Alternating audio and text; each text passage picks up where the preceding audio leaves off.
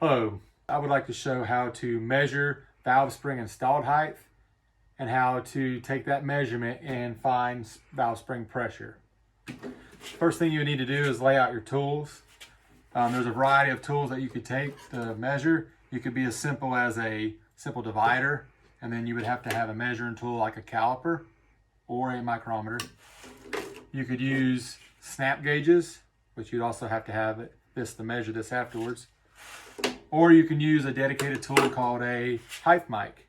This has a thread system in it that's already pre-measured out in 100 thousandths revolutions.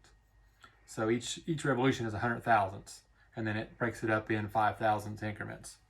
The head we're working on today is a old big block Chevrolet W Series engine. This is complete aftermarket race head. We need to find out this measurement and pressure to make sure it's correct for our camshaft. The two have to match up. You start by compressing your spring. There we go.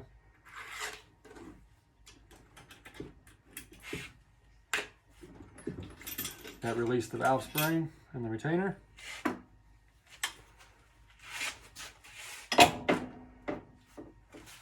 Remove the valve spring. Now the valve's able to open on its own. We want to keep it closed. So we'll take the locks, the retainer, and the valve height mic. Sorry about that. Install it there. Put your locks in place. Then you'll unscrew the mic until it becomes tight. You need to give the valve tip a couple of good smacks. That sets the valve locks into the keeper. There's a taper that they have to seat in. And this one is right at 2-inch installed height. So now we can take that number.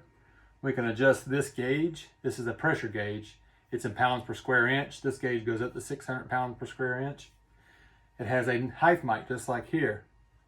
You adjust this to whatever your installed height is that you found this to be. For us, it'll be 2-inch, so I'll set it at 2-inch. I can take the spring, and I will need the retainer again.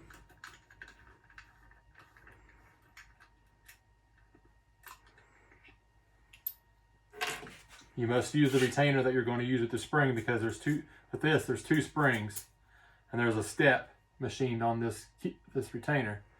So it compresses the springs differently. It's not a flat surface, and they're not the same height. Without that, it'll give you a false reading. Stick this in the gauge, and you'll compress this down until it bottoms out on your height mic. And I like to wiggle it until I get right there, so you know, because you don't want to come up against your mic there. So this one looks to have about 200 pounds per square inch on the installed height. Now that's when the valve is completely closed. On this setup, it would probably run about 500 pounds per square inch when the valve is completely open. But that measurement's not necessary for this. You take your spring out.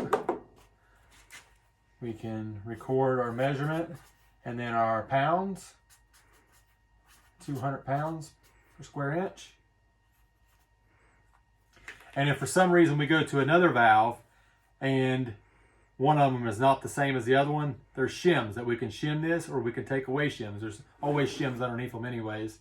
There's a valve locator here, valve spring locator, but we can make it smaller or bigger if we need to adjust to get the proper spring pressure to correlate to the camshaft that we're using.